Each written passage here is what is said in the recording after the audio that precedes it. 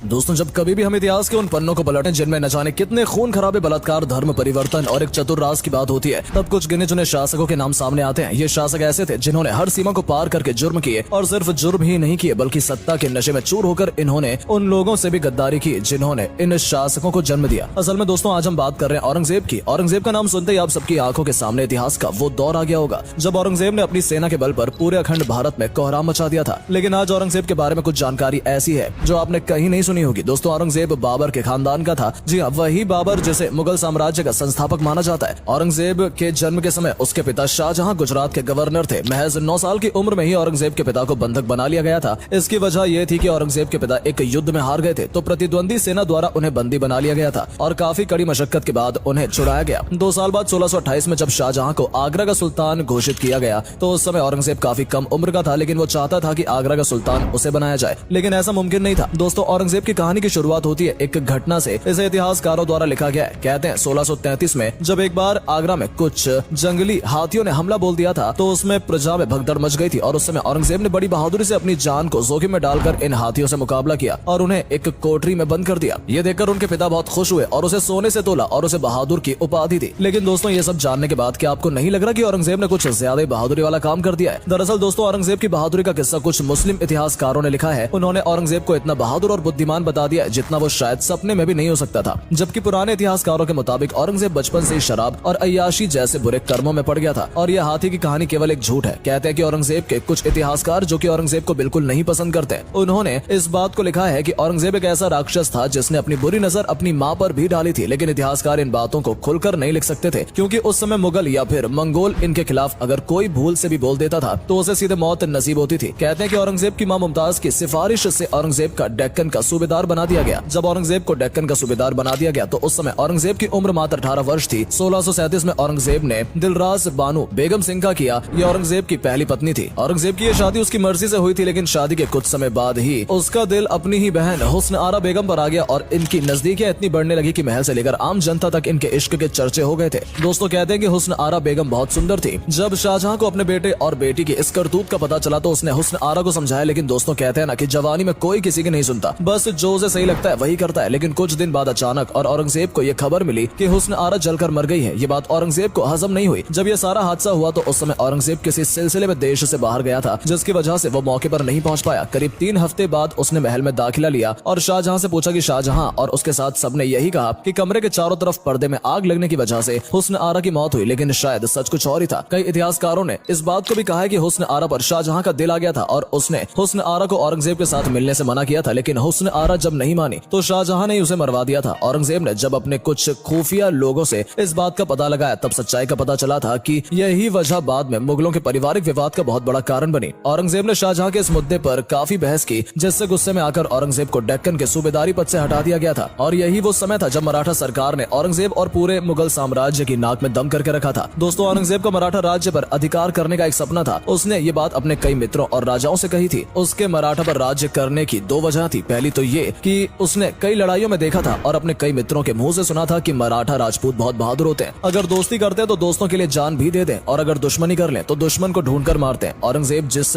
दिशा में भी मराठों का जिक्र करता था, उधर से उसे बस मराठाओं की अच्छाई और बहादुरी के किस्से ही सुनने को मिलते थे। इसलिए उसने ठान लिया था कि वो मराठाओं को हराकर रहेगा, उसके लिए चाहे जितनी भी सेना लग जाए। और दूसरी बात जो उसने सुनी थी वो ये थी कि उसने हमेशा से सुना था कि राजपूत स्त्रियां जो होती है वो देखने में बहुत खूबसूरत होती है। अगर कोई राजपूत स्त्रियों को देख ले तो मात्र उनकी एक झलक से उनका दीवाना हो जाता है। उसने सोच लिया था कि वो अपने हरम में वो राजपूत स्त्रियों को जरूर रखेगा, और इसलिए उसने कई बार मराठों से युद्ध करने की सोची, लेकिन हर बार उसका हर पैतरा बेकार गया। जिसके बाद आखिरी में औरंगजेब ने थक हार कर मराठाओं को अपने दिमाग से निकाल दिया। लेकिन इस समय तक औरंगजेब ने लूटपाट करके काफी धन जमा कर लिया था और उसकी सेना भी काफी बड़ी हो गई थी। सेना और धन की वजह से औरंगजेब में काफी घमंड आ गया था। औरंगजेब ने अपनी ताकत का विस्तार करने के बाद सबसे पहले सन 1658 में अपने पिता यानी शाहजहां को आगरा के किले में बंदी बना लिया और अपने भाई दारा शिकोह को झूठे विश्वासघात के मामले में फंसाकर मरवा दिया। अब औरंगजेब के रास्ते के 2 दशक बड़े कांटे निकल चुके थे, जिसके बाद उसने 1659 में दिल्ली की गद्दी को हड़प लिया और खुद का राज्याभिषेक किया। दोस्तों, कहते हैं कि दिल्ली की गद्दी को पाने के लिए औरंगजेब ने इतनी मारकाट मचाई थी कि यमुना का पानी खून के कारण लाल दिखने लगा था। उसके खिलाफ जो भी खड़ा हो जाता था वो उसे काट देता था। इस दौरान ना तो उसने किसी भी महिला पर रहम किया और ना ही किसी बच्चे पर। दिल्ली दरबार की शाही महिलाओं को उसने पकड़वा कर एक बड़े कमरे में बंद करवा दिया और महल के सारे आदमियों को मार डाला था। उसके बाद ही उसने दिल्ली में अपना साम्राज्य स्थापित किया था। कहते हैं कि महल की शाही महिलाओं को वो हर रात बदल बदल कर अपनी हवस के लिए इस्तेमाल करता था। कहते हैं कि दिल्ली की गद्दी को हथियाने के बाद औरंगजेब का घमंड दोगुना हो चुका था। उसे अपनी ताकत पर इतना घमंड हो चुका था कि वो प्रजा को प्रजा नहीं समझता था। दिल्ली की गद्दी पर बैठने के बाद सन 1659 से 1707 तक उसने करीब 1000 मंदिरों को तोड़ा। पहले तो वो किसी खास धर्म पर कोई आपत्ति नहीं करता था, लेकिन दिल्ली पर कब्जा करने के बाद औरंगजेब सब में यही ऐलान करता था कि इस्लाम ही धर्म है, बाकी कोई धर्म नहीं। उसने न जाने कितने लोगों को जबरदस्ती पकड़कर धर्म परिवर्तन कराया, और जो धर्म परिवर्तन के लिए तैयार नहीं होता था उससे वो ऐसी मौत देता था जिसको जानकर ही किसी की भी रूह कांप जाए। उसी समय सिखों के धर्म गुरु हर कृष्ण के बेटे गुरु तेग बहादुर सिंह ने औरंगजेब की इन पूरी नीतियों का विरोध भी किया, लेकिन औरंगजेब ने उनकी एक नहीं सुनी और उन्हें इस्लाम धर्म स्वीकार करने को कह दिया। गुरु तेग बहादुर सिंह ने इस्लाम को स्वीकार करने का विरोध किया तो औरंगजेब ने उन्हें जेल में डलवा दिया और उन्हें जेल में इतना प्रताड़ित किया कि उनकी मृत्यु हो गई। दोस्तों, इस समय लोगों में औरंगजेब नाम का इतना भय था कि लोग कई दिनों तक अपने घरों से बाहर नहीं निकलते थे। कई बड़े हिंदू व्यापारी जो कि बहुत ही पैसे वाले थे, उनके लिए औरंगजेब ने ऐसा कानून बनाया था जिसके तहत उन्हें काफी ज्यादा टैक्स देना पड़ता था। उसने ऐसा इसलिए किया शायद इस डर से वो बड़े व्यापारी इस्लाम कबूल कर ले, लेकिन ऐसा नहीं हुआ। औरंगजेब ने 1689 में लाहौर में बादशाही मस्जिद बनवाई थी। पाकिस्तान में औरंगजेब एक पीर था। लोग आज भी वहाँ औरंगजेब की इबादत करते हैं। पाकिस्तान की बात तो छोड़िए, आज भारत में कई ऐसे नमूने हैं जो कि औरंगजेब की कब्र पर फूल चढ़ाने जाते हैं।